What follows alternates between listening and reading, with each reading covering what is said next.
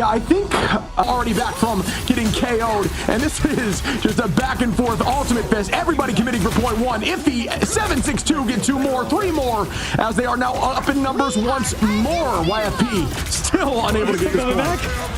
They're still coming back. Ayabogamoto connects 2, slows down the Mantis, and actually gets rid of Nectar, and that's huge, right? Crimzo creates it back, though, and that also gets rid of the res from Hopeful. He doesn't have his own passive to bring him back into the fight, and shit. Tones gets back onto Avery, so, man, it is back and forth, Invisible boundary from Renko now. This fight has lasted nearly a minute already, and 7-6-2 eventually will find Techie, but that Invisible boundary lasts. Right, when you have no answer right now, and they do not have a major answer. Avery, dropping Tones, and Hopeful gonna res back up, try to bring the team back on a walk forward and keep that pressure. Aramori on the 7-6-2, but there's that res on the Tones and 7-6-2. Remember, folks, Adam, you saw the res not happening early on. It's actually going to be a beacon around your body on the hero. It's not where you place the res, it's where you are. So you have to walk forward after, and that's some big brain play right there to place it way back and then walk in to keep the team healthy and still hold on to this point. Yeah, right now this total all-in composition with the Venom and with the Captain America is resulting in, well, their backline going down. You try to have enough sustain, maybe find pickoffs, but the moment they commit a shot at his ultimate, they run down your backline. Aramori didn't even commit the invisible boundary, and you're sent back to spawn. Now Sentinels on the ropes. Potentially could get staggered now here, too, on Captain America. Brutal to see that out of Crimzo. And now YFP off of a single ultimate shiv are in a large advantage.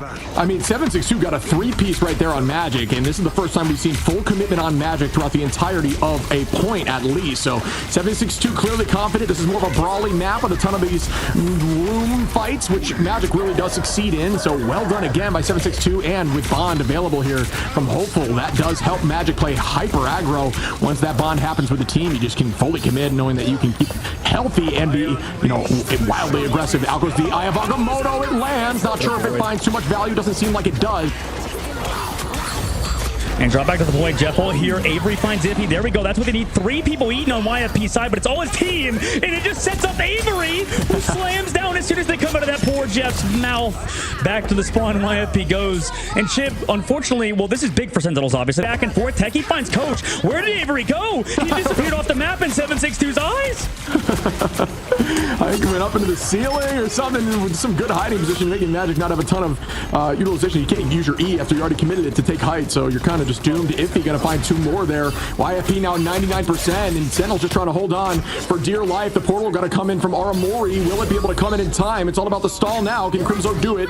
Waiting a little bit on that OT. Don't need to touch to the very last millisecond, which is the plan here. So they're trying to shut it down. Can it happen? It cannot. No. Somebody canceled it in spawn. Somebody from YFP went back to spawn. It must have been, I don't know, the Magic or somebody, but we saw Aramori on the Doctor Strange and just didn't portal, or they did. I think Aramori portaled and got it canceled by somebody. It might have been Tones. It might have been, you know, another player that canceled it, but regardless, huge plays from YFP to stop that portal play from happening. And this is what I was talking about earlier. Unfortunately, this sort of triple shot at his composition it can work, but I don't know. Right now, specifically with the Venom and the Captain America, this front line, it's I don't know if it's not providing enough damage or whatever it may be. At the nation here with the huge Eye of Agamotto from Iffy takes out Renko and Aramori. Right back to the point we go. I mean, there's just no peel visually, right? You can tell, like, Cap will come back, Venom will come back, but it doesn't matter. I mean, what are you going to do with that little dinky Captain America shield? You know, that thing basically it's just like a little bit of a toy at this point. They do kind of stall it out, and they also commit the Mantis ultimate, but they're going to need to find eliminations. YFP also has res ready to go, even after this Ensong Inferno doesn't even connect onto anybody. You go out with Kanuya trying to find some success there from YFP, and that is an alt burn there. Nectar going to find Kanuya, turn that right back, and now Sentinels are going to be up in numbers trying to take this point. A lot of ults being committed. Hopeful going to bring the team back with some more success. Not sure it found much. I guess it got at least one as Kanuya is still under.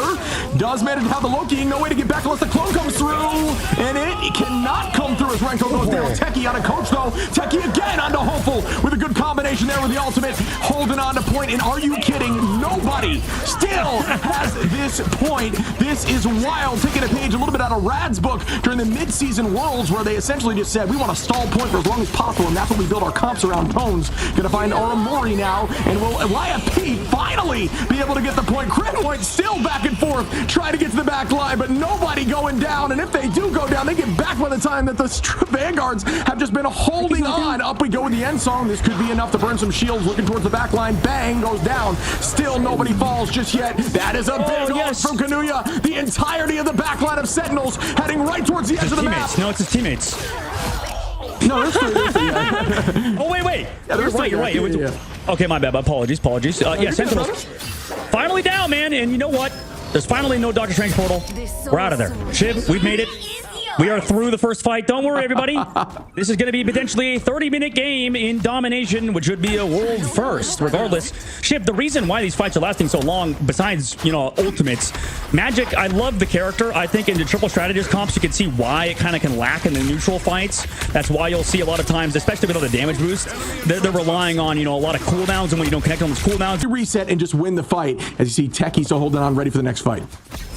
Yeah, and this is sort of old school as well. They're going over back to the demo, which makes a lot of sense for Peel, and that's going to help out the backline for sure. But the need to get picks from Avery, they need something out of this Phoenix player, maybe or Techie, coming through with the damage boost and maybe finding backline. But every time that Techie comes in, Hopeful's there to connect with that soul bond, and Techie actually goes in and even misses his tentacles. And we start once more. Renko gonna copy up, and there goes that out. Techie holding on. We might see a damage boost composition. No, we do not. There is no Luna on at this moment. Excuse me. And here we go with the Feast. It does deal some damage, but it will not be able to one-shot without that combo. Out we go again with Kanuya. Can this one land? This one is on an ally, of course. Just one there on the cap. Driving backwards onto Tones there. Resetting. Iffy commitment for the side of YIP. Only need to win one fight. Huge eye gets matched immediately by an invisible boundary. Avery finds Coach. Crimzo onto Iffy. Hopeful gonna res back Crimzo onto Hopeful holding onto that also.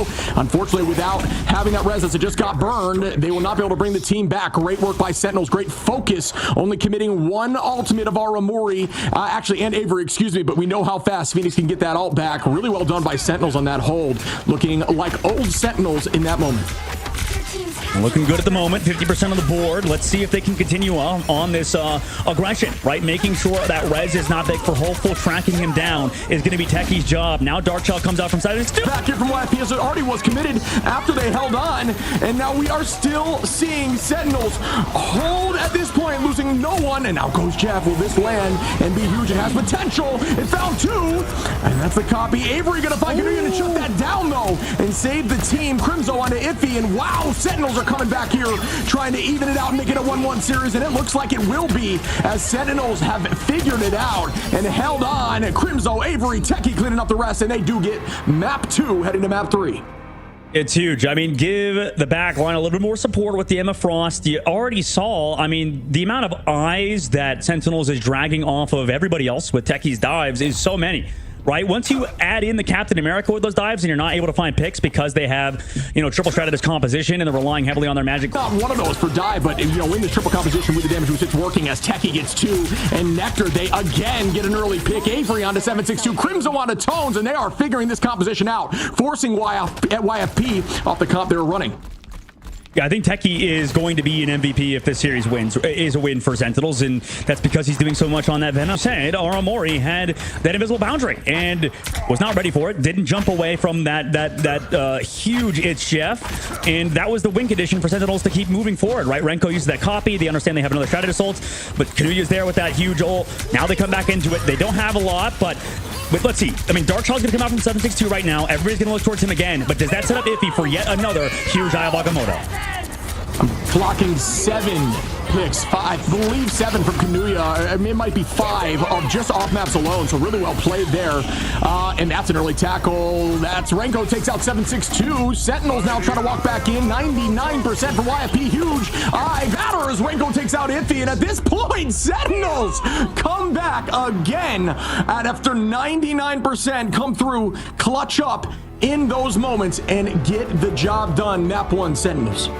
That was down and dirty for both teams, Shib. I think there was a ton of mistakes on both sides, like we saw. Honestly, the composition shouldn't even theoretically be working. Hurricane are going to buy as much time until that ult's almost over. And now commitment from Avery to burn that Sia and try to stay healthy. Still holding on to a little bit of overhealth there. Dropping back with the team. Again, like we had mentioned, rotating sides. Don't be afraid to do this. If you're in a tough position, just essentially rotate as a team, and then nothing's different. You're still essentially, battling over the point, but from a more advantageous position. And there we go, as Techie going to try to get one. Great movement there by Kanuya to stay away from the Sonic Seduction, and that might make them pay for Techie in a dangerous spot. Still able, does fall. Just missed that as we see 762 get a pick there. Nectar, can it happen again on the clones? Gonna reset, look towards the back line, bang onto the Loki, who now goes in. What? Are you kidding me? Turns and still makes it happen, but does fall there. Hopefully gonna bring back Kanuya, so there is no major win there from the side of Sentinels with 2 minutes on. Yeah, I mean, they're staying in it, right? It's huge invisible. And we'll start once more if he does have this eye ready onto the back line. It only finds one, and they do match it back up in the sky. We go with Tones with the Meteor M, trying to stop it, and they do. Uh-oh, Sentinel still holding on, doing a good job making those ults get used without a ton of value. Elder's the invisible boundary. Crimson with a huge, are you kidding me? That's a huge training for a ton of ults. Get committed, out goes the C to keep the team healthy. Everybody dealing damage in that zone, and how does Hopeful come out with a KO there? I do not know. Techie goes down. Numbers up for YFP. Out goes the invisible boundary, still holding on. We're in OT now. It's final fight. Nectar committing, doing a ton of damage, dancing inside the boundary. Number still up for YFP. Kanuya gonna copy, and why not launch out another 762 ready with an all clobbering time. If they're gonna find Nectar though, this clobbering time can come any moment. Right now, it could be too late for Sentinels as it's nearly 6:43 p.m. my time, Shib, and the clock could be ticking on Sentinels' win timer as we enter a third map between these two series in the upper bracket. That was so crazy. My biggest question, and I don't know if we'll see it here towards the end of the highlights, is that Grudal, that Strangling Prison was massive in the rotation of strategist line ultimates there. Even Hopeful there on the rocket, tossing that rocket all on top of the ambulance in the last second. I don't know how the entire team stayed healthy. They rotated Kanuya's crystals, Hopeful Sia, and I believe an invisible boundary from Coach so perfectly that they could not stop or damage enough through it because, they're running the back line, the triple back, and it just could not work for them. I mean, I don't understand how that just happened, but that was insane. That was an insane shot from Nectar at the end there, but you're right. Shib, out of every team we've seen come out of, MRC, out of the, in the 4 teams we're watching today, or 8 teams we're watching today, we haven't really seen any of the up-and-coming teams be good at triple strategist comps, right? And that, like you said, this was well played by YF. Wait, does he make it back? No way. He made it back. There's a spot to make it back there? Insane. I have no idea how that hover worked, but they still are going to get the point. They get the point off of that. And that's heroic play sometimes can just get shut out by, there's rocks over there. So I guess Magneto literally tiptoed while hovering somehow on that rock to get back. So that was kind of sick. But YFP do resent. Sentinels move to the second phase of the map. Crimzo also moves over to the Angela for a second. But I think Angela's better on defense here, Shib. You could do some spawn camp stuff with that hero, he's going to stay on it, actually, interestingly enough. And the setup is, with the triple strategist, you can bring also people back into Techie, so they're going to heavily rely on Techie on that Emma Frost to capitalize on the pulls from Crimzo. Yeah, I personally love this. This is just like one of those shakeups of the meta that's fun and interesting to see. So I'm a big fan of this from Crimzo, who found some success with it, honestly, a ton of success with it, and then elected to not choose it again on, as maybe he shouldn't after finding success and knowing when it was valuable and then not choosing it when it's not going to be valuable. So maybe we'll see a 2-for-2 streak here on a point that's good for Angie. Tone's going to find Renko. Aramori goes down there from Iffy as Avery is going to launch the Rage of Ultron. This won't get a ton of success. Oh, I might lie. Yeah, I did lie. Hopeful going to clean up Nectar, though, as Nectar takes out 762. Number so heavily in the side of YFP on defense at this point as they walk towards the back line. Techie going to take out and find this much success, at least on a map. So it's that I think was eaten there by Magneto. Unfortunate there. 762 takes out Crimzo. Bang goes the Meteor M from Iffy, who almost gets saluted down to 70 HP as Nectar almost makes that happen. A ton of space here, though. Renko got to find Hopeful. Techie out of Coach, and they're using this momentum. Good damage there again by Nectar. They just dealt so much the rest of the team could clean everybody up, and they will head towards point 3 with 2 minutes on. Yeah, we'll see if that was actually big enough for YP to hold on because, they eventually lose the fight, but that's because, strategist ult's committed from Renko. They are able to walk on forward, and Iffy, a huge eat with that shield onto that Groot ultimate. Crimzo's now is going over to Magneto on his own. Maybe try to also counter this Hela in the sky and the Torch whenever they commit ultimates. Use that as more of a defensive ult. off of the Groot to maybe set up something less aggressive. And at the moment, they do have two Stratus ults. They go in early with Ultron's Rage. There's a counter, or any ults counter maybe on the YFP side. Here it is, very late ult from Kanuya. Yeah, Kanuya really doing a good job min-maxing the time before having to use that ult, because Kanuya was literally at like 30 HP, so well done there on biding time from Ultron Avery. But that's the thing about Ultron, getting that Rage of Ultron back very quickly. That's the goal. Make strategists use ultimates, and then just keep using yours to constantly burn those cooldowns so the rest of your team can get value with ult. And here we go, bang, down goes 762 to drop back towards the team, losing a ton of HP quickly. Everybody on YFP has to commit ults now. Up goes Hopeful. Tone's going to use Cap to the success on the Magic recently. Does a good job diving that backline and really disrupting. Patty Cake needs to be there for days. Crimzo finds a pick on a Hopeful though with Angela getting more play and more success, still walking forward on the defensible side. Nectar going to take out Hopeful now, still winning, looking for an off map here, very close. Crimzo just going to deal the damage. Folks, if you don't know, when you're playing Angela, you can actually melee animation cancel, so your job should be to use that V button prior to poke every time and just increase your damage. Kanuya doing a good job dropping back to the heels there, going to launch both strategists off the map here and commit, and Kanuya has been doing that a ton today, so really well done on the Jeff. Probably the most successful Jeff play we've seen in the day. I don't even know if there's much that Sentinels could do against it, right? That's the thing with Jeff, right? They portal back though. They're here. They have the drone on Techie, but the point, gets pulled off it for a second. And that's exactly what they needed to do with Avery. And there it is again. Hopeful going to commit heavy. Avery in the sky. Ton of pocket to make sure that Rage of Ultron can deal some serious damage. Out goes the boundary again. The major slow. Hopeful not able to get much. Techie going to try to walk in with the Psionic. And this is some great movement here. Still able to get Hopeful, but they cannot collapse. Good walk out and bubble from the side of Tones, who keeps the team healthy. Everybody's still up through those ults. Iffy and 762 still holding on, and that gives a huge ult advantage, and there it is. Can they collapse through? A ton of damage goes out. No one goes down. Wow, well done by the defensive side of Renko, Avery, and our Amori to hold on from Sentinels. And now you're worried because you had to walk up the cart, and Meteor M's here. Crimzo's hit it every time. This time he misses, but it doesn't matter. It created space on the back line. Nectar spinning the win with a Blaster Barrage in this corridor, dealing a ton of damage to 762, but it is not going to be enough to stop that res. Whole team comes back. YFP up in alt. Nectar trying to commit these before anything else. Out goes Bond and Meteor M, and that's 2 cooldowns, so maybe that's a win here from the side of Nectar. But now that Nectar and Techie goes down, it is likely not worth. They're going to have to retouch here. Can they get there? This is where it gets difficult to take this touch from a Groot who can wall up your whole team. You've got to be ready to take the height. Exactly. Actually, this is from Hopeful, who's prepping their touch on height. So good defensive idea here from Hopeful to ensure they can't get there. And there goes the walls. They come in with Magneto from Crimzo. Here comes the invisible boundary from Kanuya. We see Avery and Renko pop ults. Will they be able to make anything happen? A ton of focus on the backline. No, they cannot. Popped out. That's a huge ult there. Can Techie make them walk into their peril? Crimzo gets 2, 3. Amori and Nectar clean up the rest. And Sentinels clean up, and that could do it. And it does, as Sentinels take home this game against YFP. Nectar was the newest member before them, and then also Techie before then. So, you know, this change of the roster consistently out of Sentinels definitely can result in a little bit of leeway in terms of how you perform and your overall consistency at a team. And I think Sentinels right now, as they find their footing, this roster can actually pop off in a lot of different cases, right? They definitely do well around the solar comp, and as well as do some very unique things with Angela that we haven't seen just yet. I think that this team has a bright future ahead of them.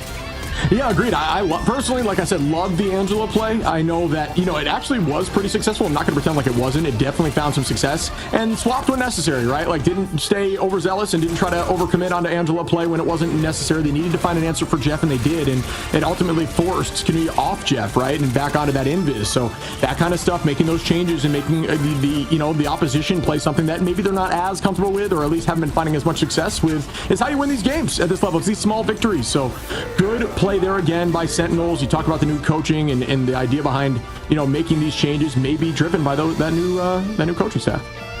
Yeah, right now Sentinels get the job done, and we'll see how they do in the next match, right? That's going to be a big thing.